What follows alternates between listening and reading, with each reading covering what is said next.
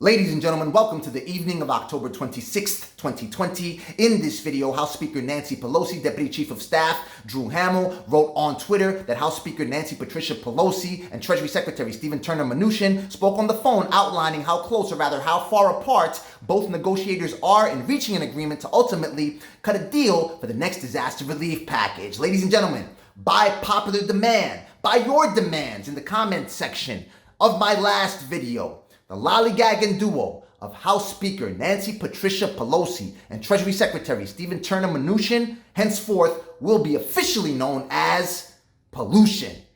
Speaker Pelosi, Deputy Chief of Staff Drew Hamill just wrote on Twitter that Peluchin spoke over the phone for 52 minutes at 2 p.m. EST with record virus cases in this country.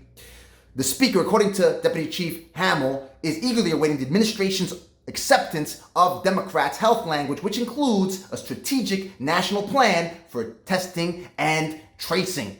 The speaker is hopeful that the administration will accept this language, as they also await the outcomes of talks between committee chairs. As you know, according to National Economic Council Director Larry Kudlow, this morning I told you that he stated that committee chairs in both the U.S. House of Representatives and the U.S. Senate would be speaking to Treasury Secretary Mnuchin to discuss certain aspects of provisions that will be included in the next disaster relief package, explicitly stating small business loans. So, relief for more small businesses that may include $50,000 grants through the SBA Lifeline grant, or 6 months of working capital for businesses with 50 employees or less that can show a revenue loss of 30% or greater within a 2-month period, an 8-week period between March 2nd and December 31st, 2020, when compared with another 8-week period prior to March 2nd, 2020. And in 2019, the $10,000 Economic Injury Disaster Loan Grant, or another round of the Economic Injury Disaster Loan Grant, and other forms of economic support, such as another round of Paycheck Protection Program loans,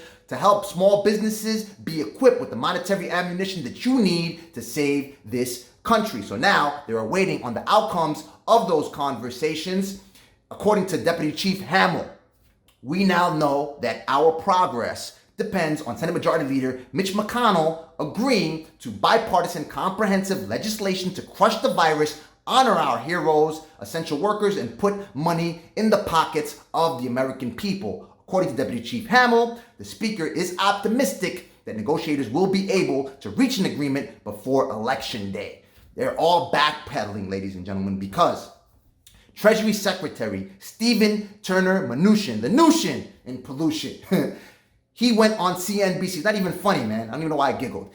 He went on CNBC the other day, and as per one of my previous videos, I told you that he would accept the $75 billion that Democrats want for contact tracing and testing. As a matter of fact, he stated that the administration is willing to pony up $178 billion for health care. And they were welcoming the $28 billion for the ethical and equitable distribution of the vaccine, so they can push that, you can pump that into Operation Warp Speed. They want that. As a matter of fact, Chief of Staff Mark Meadows for the White House, he went on yesterday and he stated, we can't control the virus, right? But we need to focus on therapeutics, on development of the vaccine. So $28 billion, they're willing to cough up that money. And I'm sure if they ask for $48 billion, Democrats will be like, let's go ahead, sign us up. And I still have not heard or read a response from the administration or Treasury Secretary Mnuchin. Now he's looking bad, because he said that this whole case in regards to healthcare provisions was completely overblown. And now they're talking about, and they were saying last week that they were narrowing their differences on healthcare provisions. Then House Speaker Patricia Pelosi, the Peluch, the Pel in Peluchin, went on CNN's State of the Union yesterday, and she stated that also the administration is not accepting to producing, the ponying up the money required to open the door, to open schools safely, so they can get the proper ventilation, the separation, and the technology and the support staff and everything they need for it. So it looks like they're all working in cahoots. And why don't they just make an agreement and then put the pressure on Senate Majority Leader Mitch McConnell? They're trying to save his seat? Are they saying, listen, he's facing a tough election, so we got to keep him on board?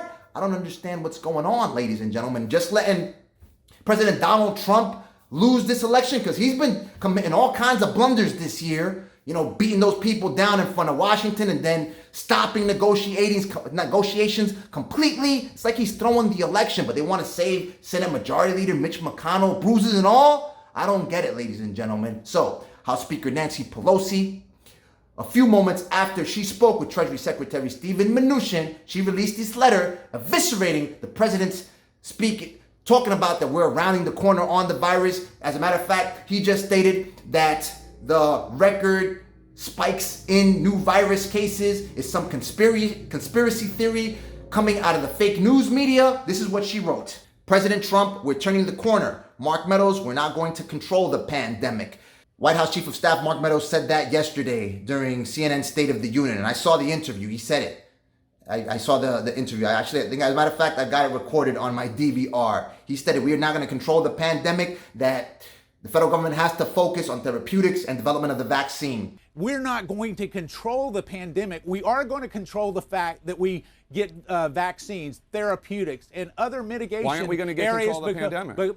Because it is a contagious virus, just like the flu. Yeah, but why not make efforts to contain it? Well, we are making efforts to contain it. By running all over the country, not wearing a mask? Jake, that's what the vice president's doing. We can get into the back and forth. Today is not a good day when it comes to the health and well-being of the American people. We begin this week on a note of grave disappointment over the president's reaffirmation that his purpose in installing his Supreme Court appointee is to overturn the Affordable Care Act. We have heard the nominee say in the Senate proceedings that she could not say whether Medicare is constitutional. At the same time, yesterday, the administration crossed another line in its arrogance in fighting the coronavirus when the president's chief of staff, Mark Meadows, said that we're not going to control the pandemic. And again, falsely claiming that the coronavirus is just like the flu. That attitude clearly explains why the White House has not embraced the science-based path to crush the virus, which is contained in the HEROES Act.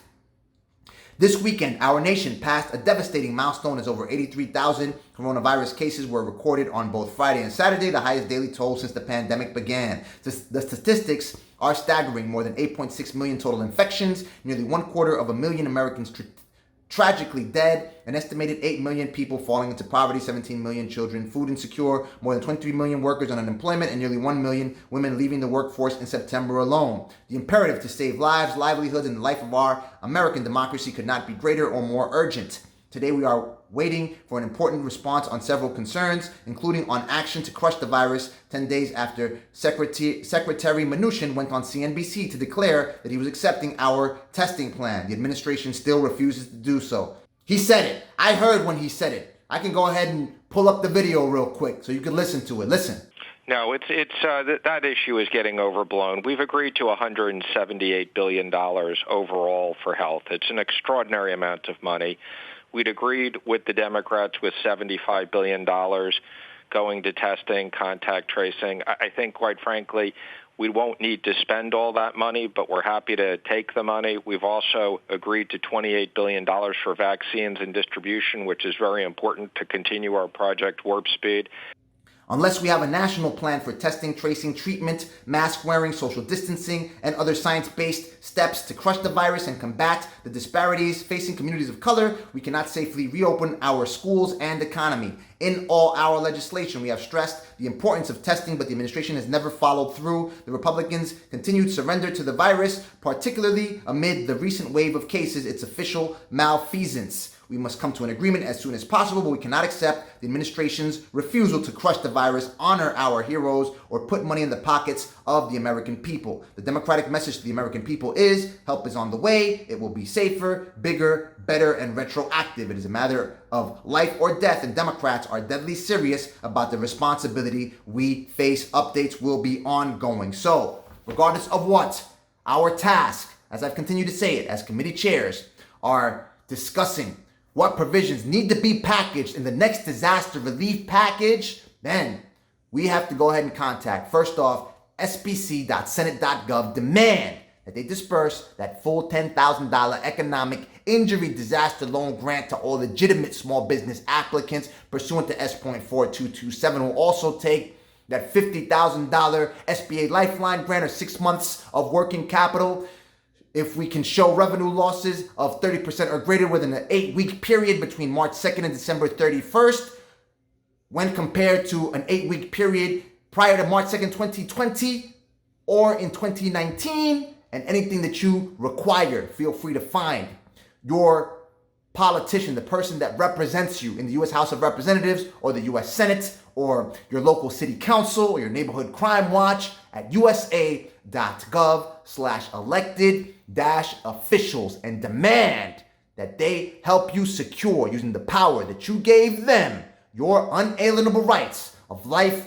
liberty, and the pursuit of happiness, or we will exercise our duty to alter and abolish this government to secure our safety and our happiness. Ladies and gentlemen, let me know what you think. Drop your comments in the comment section below. Watch this video right here for more stimulus coverage. Click the like button, click the subscribe, and click the bell notification to stay on top of my findings when I upload them. May God bless you. May God bless the United States of America and everybody else on this planet. Talk soon.